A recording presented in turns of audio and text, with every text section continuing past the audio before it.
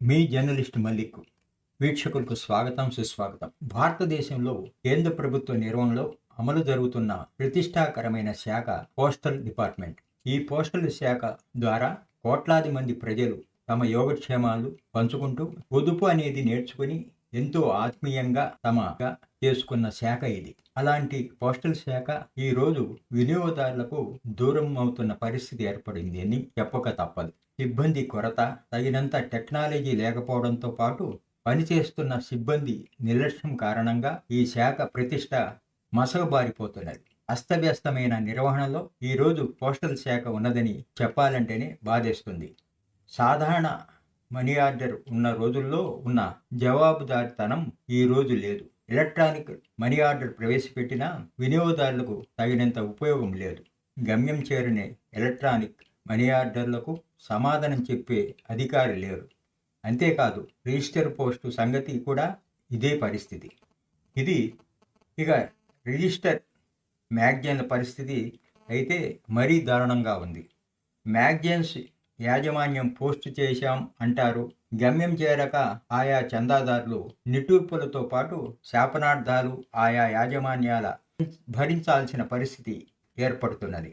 విడ్డూరంగా మనం చెప్పుకోవాల్సిన దాంట్లో పోస్టాఫీసుల్లో ఆర్డినరీ పోస్టులు మేము పంపిణీ చేయం, మీ దిక్కున్న చోట కంప్లైంట్ ఇచ్చుకోండి అన్న వారిపై ఎలాంటి చర్య పోస్టల్ శాఖ ఉన్నతాధికారులు ఏ చర్య తీసుకోలేని పరిస్థితి ఏర్పడింది. సాధారణ పోస్టు చేరుతుందన్న నమ్మకం డిపార్ట్మెంటులో పనిచేస్తున్న ఉన్నతాధికారులకు లేదు. అందుకే వారు ఇతర కొరియర్ సర్వీసుల్లో వారి కార్యకలాపాలు సాగిస్తున్నారు. అంటే వారు పనిచేస్తున్న శాఖ మీదే వారికి నమ్మకం లేకుండా పోయింది. మనం మరో ఆశ్చర్యకరమైన ఆవేదన చెందాల్సిన విషయం మనం తెలుసుకోవాలి. గత ఏడాది నుంచి పోస్టల్ శాఖ తమ సేవలన్నింటిపై GST క్రింద 12% వసూలు చేస్తుంది. ఈ పరిస్థితి మనం మోడీ ప్రభుత్వం పోస్టల్ వినియోగదారులకు ఇచ్చిన కానుక ఇది. పోస్టల్ శాఖను వినియోగించుకునే సామాన్య వినియోగదారులకు కూడా ఇది భారమైంది. ఇలాంటి పోస్టల్ శాఖ గురించి మనం ఇంకొంచెం వివరంగా తెలుసుకుందాం. భారతదేశంలో అందుబాటులో ఉన్న పోస్టాఫీసుల సంఖ్య సుమారు 1,55,000. వీటిలో గ్రామీణ పోస్టాఫీసులు సుమారు 1,39,000 ఉన్నాయి. నగరాల్లో ఉన్న పోస్టాఫీసులు సుమారు 16,000 ఉన్నాయి. ఎంప్లాయ్మెంట్ మొత్తం ఉద్యోగుల సంఖ్య సుమారు 4 లక్షల మంది. వీరిలో రెగ్యులర్ ఉద్యోగులు, గ్రామీణ డాక్ సేవకులు కూడా ఉన్నారు. భారత పోస్టల్ శాఖ 1854లో ప్రారంభపడింది. ప్రథమ పోస్ట్ మాస్టర్ జనరల్ లార్డ్ డాల్హౌసీ ఆధ్వర్యంలో మొదలైంది. మొదటగా దేశంలో ఏ ప్రాంతానికైనా ఒకే రేటు పోస్టేజీ మరియు పోస్టల్ స్టాంపులు ప్రారంభించారు. భారతదేశం ప్రపంచంలోనే అతిపెద్ద పోస్ట్ నెట్వర్క్ కలిగిన దేశం. అత్యంత ఎత్తులో ఉన్న పోస్టాఫీసు మన దేశంలో హిమాచల్ ప్రదేశంలోని హిమాలయాల్లో హకీం పోస్టు ఆఫీసు సముద్ర మట్టానికి 14,500 అడుగుల ఎత్తులో ఉంది. భారత పోస్టల్ శాఖ పరిధిలో post bank of India, pink పోస్టాఫీసులు అంటే మహిళల కోసం ప్రత్యేక పోస్టాఫీసులు వంటి ఆధునిక పథకాలు ఉన్నాయి. పోస్టల్ శాఖలో వినియోగదారులు ఎదుర్కొంటున్న ప్రధాన సమస్యల్లో మొదటిది సాంకేతిక వెనుకబాటుతనం. అనేక పోస్టాఫీసులు ఇంకా పాత విధానాలపై ఆధారపడి ఉన్నాయి. కంప్యూటరైజేషన్, ఆన్లైన్ సేవలు కొన్ని ప్రాంతాల్లో లేకపోవడం వల్ల సేవలు మందగిస్తుంది. రెండోది డాకులు ఆలస్యం కావడం. లేఖలు, పార్సిళ్లు, స్పీడ్ పోస్టు మొదలైనవి నిర్దిష్ట సమయానికి చేరకుండా ఆలస్యం అవుతాయి. గ్రామీణ ప్రాంతాల్లో ఎక్కువగా ఇది సమస్య ఉంది. ఇక మూడో సమస్య సిబ్బంది కొరత. ఇది ప్రధాన జటిలమైన సమస్య. చాలా చోట్ల పోస్టల్ సిబ్బంది తక్కువగా ఉండడం వల్ల కస్టమర్ సేవలు నాసిరకంగా ఉంటున్నాయి. అనుభవజ్ఞులైన ఉద్యోగుల కొరత ఉన్నందున పని నాణ్యత తగ్గిపోతున్నది. ఇక నాలుగోది ఖాతా సంబంధిత సమస్యలు, అంటే సేవింగ్స్ బ్యాంక్స్ మొదలైనవి. ఖాతాల్లో డబ్బు జమ కాకపోవడం, తప్పులుగా ఎంట్రీలు కావడం, అప్డేట్ ఆలస్యం అవడం, కస్టమర్ ఫిర్యాదులకు సమయానికి స్పందించకపోవడం ఇలాంటి సమస్యలు. ఇక ఐదవది పార్సిల్స్, కొరియర్ సేవలపై నమ్మకం తక్కువ. కొంతమంది వినియోగదారులకు పార్సిల్ పోవడం, దెబ్బతినడం వంటి అనుభవం ఉండడం వల్ల వీటిని పోస్టల్ శాఖ ద్వారా కాకుండా ప్రైవేటు కార్గో సేవలను వినియోగించుకుంటున్నారు. ఇక 6వది డిజిటల్ సేవలపై అవగాహన లోపం. Post office mobile app digital లావాదేవీల గురించి చాలా మందికి తెలియదు. ఈ అవగాహన లోపం వల్ల వారు పోస్ట్ ఆఫీస్ సేవలను పూర్తిగా వినియోగించడం లేదు. 7వది ప్రభుత్వ పని పద్ధతులు కఠినంగా ఉండడం, పని సమయాలు పరిమితంగా ఉండడం వల్ల ఉద్యోగులు సేవలకు అందుబాటులో ఉండరు. ఇక 8వది గ్రామీణ ప్రాంతాల్లో వసతుల లోపం. ఇంటర్నెట్ ఉండదు, కరెంటు సమస్యలు, సరైన భవనం లేదు వంటి ఇబ్బందులు ఉన్నాయి. దీనివల్ల అక్కడ వినియోగదారులు సకాలంలో సేవలు అందడం కష్టంగా ఉంది.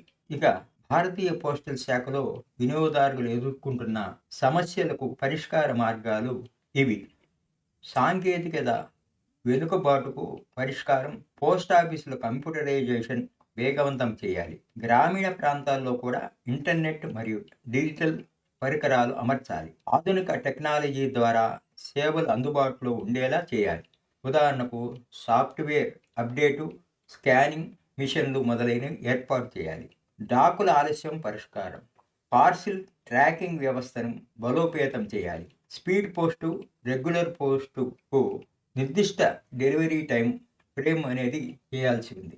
అధిక రవాణా వాహనాలు, డ్రైవర్లు, మోడర్న్ లాజిస్టిక్స్ వాడాలి.